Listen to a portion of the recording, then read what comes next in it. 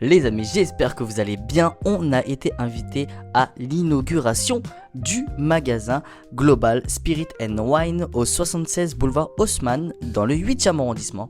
C'était vraiment super. Merci déjà à Mugi Sake pour l'invitation et à Global Spirit and Wine tout simplement pour leur magasin qui est vraiment magnifique.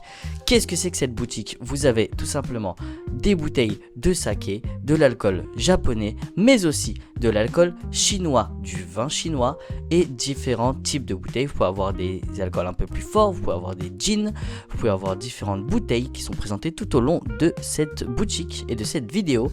On a reçu aussi les copains de chez Maurice encore une fois et on a encore une fois pu déguster leurs bouteilles. C'était vraiment très sympa.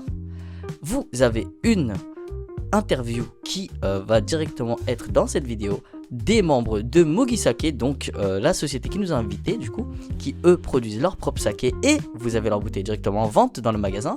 Et puis nous on va se laisser après avec une autre dégustation de produits intéressants.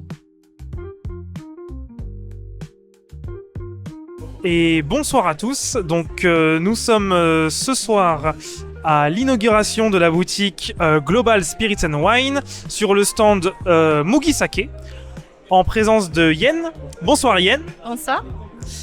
Alors on a quelques questions qu'on a préparées à l'avance. Qu'est-ce que Mugi Sake ? Mugi Sake, c'est une marque française qui est mais avec une fabrication japonaise d'origine Japon. Il représente en fait 3 sakés sélectionnés de la brasserie Obama Shuzo et qui vient de la préfecture Fukui, donc un peu au nord de Kyoto, ceux qui connaissent un peu le Japon.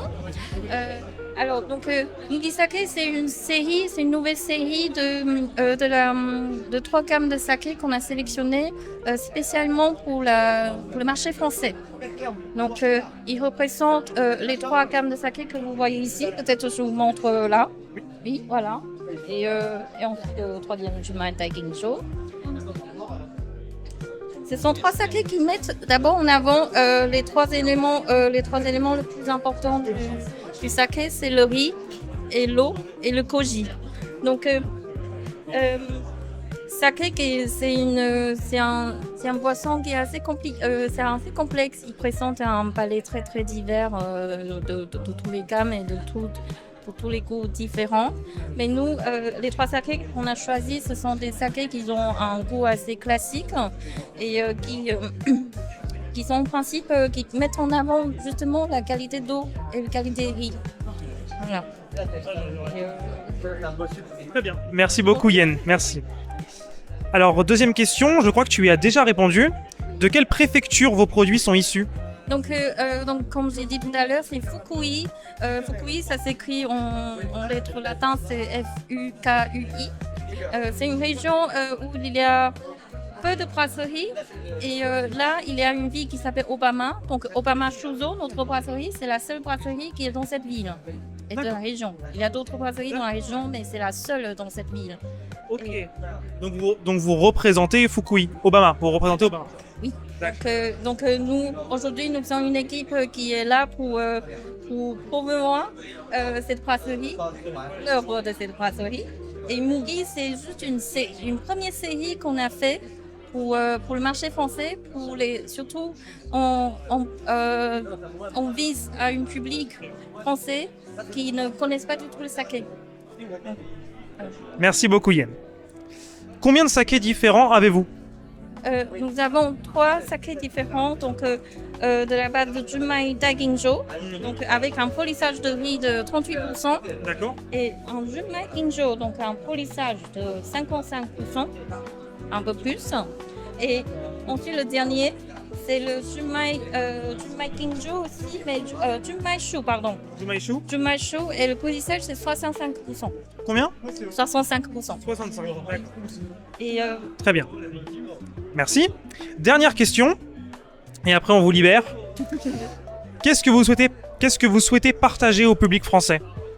Alors, c'est le public français de la tradition, ils connaissent plus le vin, qui est à partir de. C'est un boisson qui est fait à partir des raisins. Et alors, saké, c'est fait à la base de riz. Et c'est un boisson très intéressant qui valorise le goût du riz, mais pas que du riz. Il peut donner d'autres goûts fruités ou de céréales, de vraiment une palette différente. Donc c'est un boisson qui est très très intéressant. Mais donc en fait l'essentiel c'est pour montrer aux Français il existe dans l'autre bout du monde et il y a une tradition pour faire une boisson alcoolisée qui est très très différente de l'Europe, mais qui peut toutefois tout de même s'intégrer très bien aujourd'hui dans le quotidien des Français et qui peut s'accorder facilement avec les plats, surtout des fromages. On a lors de notre dernière exposition au Salon Saké, on a eu un grand succès pour nos 3 sakés pour faire l'accord avec les fromages. Et voilà, donc ça donne une autre possibilité au quotidien, ici, pour les Français, de s'amuser avec leur nourriture quotidienne, avec des sakés japonais. Voilà. Merci beaucoup Yen. Mais je crois qu'on a fini. Merci beaucoup pour tous ces détails et cette présentation. Voilà, merci. Et nous vous souhaitons donc une très bonne soirée. Un grand merci à Mugisaki pour leur accueil et cette invitation. Vous avez aussi du coup, comme vous pouvez le voir, la cave à vin de ce magasin qui est vraiment énorme avec un grand choix. Et du coup, Tony et moi avons profité pour justement se délecter des lieux tout simplement, pouvoir goûter de bonnes bouteilles et être plutôt impressionné par les nouveaux types d'alcool japonais. On a pu goûter des choses très atypiques comme cette bouteille Koya, du coup une bouteille chinoise d'un brandy de 6 ans d'âge et du coup son homologue, son cousin plutôt on va dire, qui lui a exactement 10 ans de vieillissement et c'était extrêmement intéressant autant au goût qu'au parfum. Encore une fois, merci énormément à Mugisaki pour l'invitation et merci encore une fois à Global Spirit and Wine pour leur invitation. Likez, commentez, partagez et on se dit à la prochaine les amis, ciao ciao.